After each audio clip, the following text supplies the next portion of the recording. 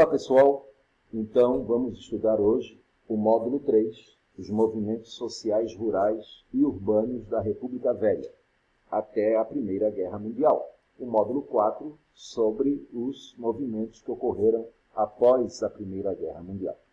Bem, então em relação a movimentos rurais, ocorreram dois tipos de movimentos rurais. Ocorreram os movimentos rurais caracterizados pelo fanatismo religioso e aqueles caracterizados pelo banditismo social. Então, em relação ao fanatismo religioso, nós tivemos a Guerra de Canudos e a Guerra do Contestado, como os principais. Então, a Guerra de Canudos ocorreu no sertão da Bahia, no final do século XIX, e foi motivado principalmente pela miséria, pela exclusão social. Os sertanejos que viviam nessa situação de pobreza, agravada pela seca e excluídos pelo poder do latifúndio, dos coronéis, eles acabaram vendo como a única esperança de dias melhores viverem numa comunidade denominada Canudos, o nome do pequeno povoado chamado Arraial de Bom Jesus de Belo Monte, que era liderado por um líder fanático, um místico chamado Antônio Mendes Maciel, ou Antônio Conselheiro, que fazia pregações de desapego aos bens materiais, de igualdade social e um forte moralismo ligado à religião. Era um movimento extremamente místico e religioso. A república que tinha sido proclamada anos antes, ela tinha separado o Estado da Igreja, a laicização do Estado, né? Então a república era considerado algo afastado de Deus. E como eles eram muito fanáticos religiosos, eles não viam com bons olhos esta república, que estava do lado dos coronéis, dos fazendeiros, né? Então, a república era considerada inimiga, por isso eles foram acusados de serem monarquistas. Mas uma acusação que também não tem fundamento. Esse arraial, Bom Jesus de Belo Monte, reunia mais de 5.000 casinhas, chamadas de palhoças, né? E elas ficavam próximas a um rio chamado Vaza Barris, um dos afluentes do São Francisco, lá no norte da Bahia. A região hoje tem, há uns anos, né, uma grande represa chamada Sobradinho. Bem, então esse movimento foi considerado uma ameaça ao poder dos latifundiários que organizaram jagunços para atacá-la. Mas os sertanejos acabaram reagindo. Aí os coronéis, com a ajuda do governo da Bahia, enviou tropas da polícia militar, que também foram derrotados. Por fim, o governo federal mandou o exército. A primeira campanha do exército, liderada pelo coronel Moreira César, que tinha se destacado na repressão à Revolução Federalista aqui em Santa Catarina, os fuzilamentos em Anhata-Mirim, na época que a cidade de Desterro foi a capital dos rebeldes, né?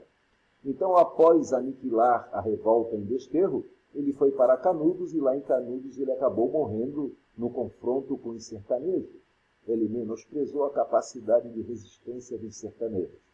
Aí o exército mandou novas tropas que foram implacáveis, né? Acabaram aniquilando esse movimento, um saldo de mais de 25.000 mortos.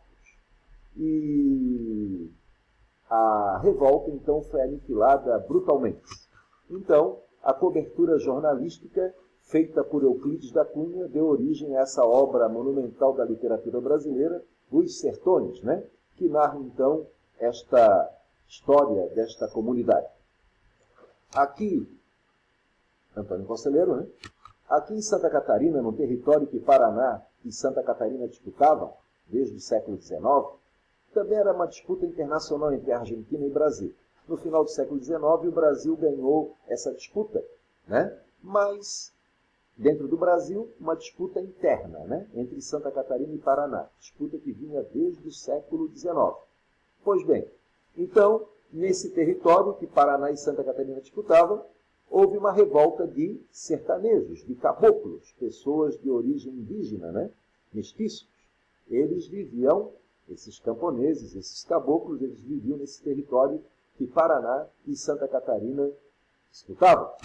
Pois bem, esses caboclos viviam da extração da erva mates, da atividade madeireira e também do tropeirismo, né? Esses caboclos acabaram sendo ameaçados e excluídos pelos interesses estrangeiros, materializados por uma estrada de ferro, que tinha também madeireiras e empresas de colonização. Então, essa estrada de ferro acabou ganhando as terras adjacentes à ferrovia e começou a expulsar a população que vivia nessas terras. Essa população que vivia nessas terras acabou sendo abandonada pelas autoridades estaduais e federal. Então, eles acabaram sendo liderados por um líder místico como Antônio Conselheiro. Era o monge José Maria. O monge José Maria, então, organizou lá em Irani uma comunidade chamada Quadro Santo, né? Um pequeno acampamento de pessoas que fugiram lá do território próximo à ferrovia. A Polícia Militar do Paraná acabou os atacando no Irani e assim começou a Guerra do Contestado. A Guerra do Contestado durou aproximadamente 4 anos. Durante 3 anos, os sertanejos eles viviam nessas pequenas cidadezinhas, espalhadas pelo território, como podemos observar nesse mapa, mas, usando avião, o exército acabou localizando essas comunidades e começou o processo de aniquilamento. Então, no final da Guerra do Contestado, o movimento deixou de ser um movimento messiânico, né, liderado por monges e videntes, e passou a ter um viés de banditismo social. Então, no final, eles acabaram saqueando fazendas, vilas e cidades como Curitibano. E o exército acabou, então, prendendo o último líder do movimento, que foi um jagunço chamado Adeodato. Bem, então, esses movimentos rurais caracterizados pelo fanatismo religioso.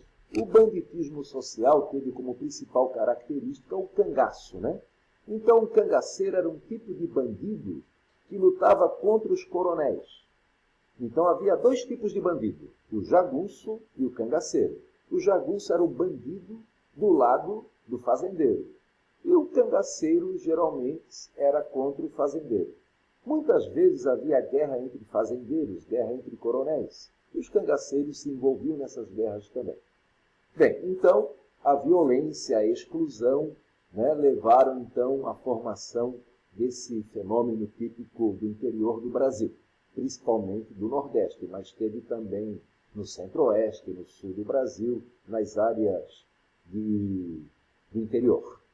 Bem, então, o movimento chamado cangaço, ele teve o seu auge na primeira metade do século XX. E o principal líder foi o Virgolino Ferreira da Silva, conhecido como Lampião. Bem, o bando de Lampião, ele era considerado por muitos sertanejos como justiceiros, porque eles acabavam fazendo vinganças contra autoridades, contra fazendeiros, contra aqueles que espalhavam a miséria na região. Então, para muitos habitantes do Nordeste, né, o Lampião ele não era um bandido, ele era um justiceiro que lutava contra os que causavam a miséria para aquele povo. Mas os coronéis, os fazendeiros, a PM, via no cangaço uma ameaça à ordem pública.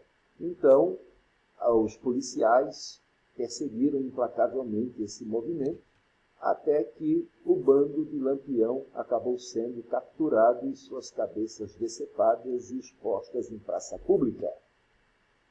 Bem, além de movimentos rurais, ocorreram também movimentos urbanos. Então, veremos 2 que ocorreram no Rio de Janeiro: a Revolta da Vacina e a Revolta da Chibata. A Revolta da Vacina ocorreu no Rio de Janeiro em 1904.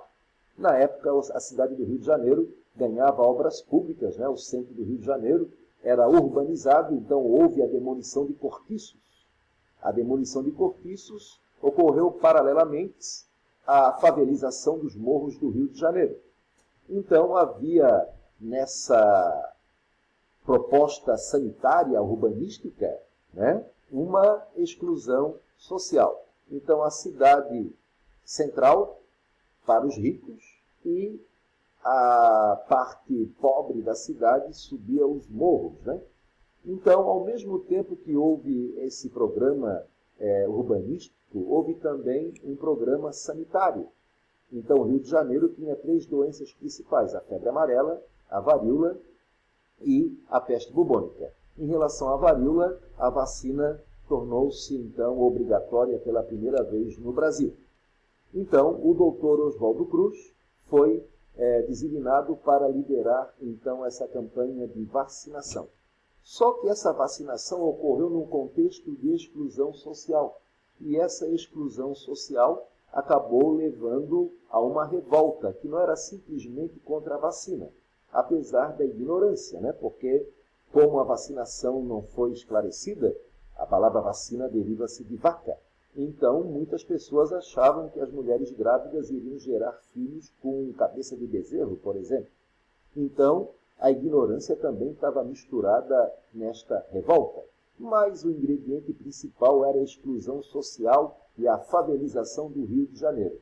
O custo de vida tinha aumentado muito também. E, por fim, tivemos a revolta da Chibata. Então, na Marinha de Guerra, os marinheiros, que eram descendentes de escravos, né, que eram negros e mulatos, eles eram submetidos a castigos corporais, a chibatadas, além de receberem baixos salários e péssima alimentação. Então, em 1910, no início do governo do Marechal Hermes, houve um motim, e esse motim acabou, então, gerando a revolta da Chibata. O governo ele acabou cedendo, mas após a revolta ter terminado, o governo acabou cancelando a anistia e prendendo os principais líderes da revolta, como o marinheiro João Cândido, que foi eternizado por esse samba, cantado pela Elis Regina, como o Almirante Negro, o mestre-sala dos mares. Então, foram estes os movimentos sociais que ocorreram no Brasil antes da Primeira Guerra Mundial. Até mais.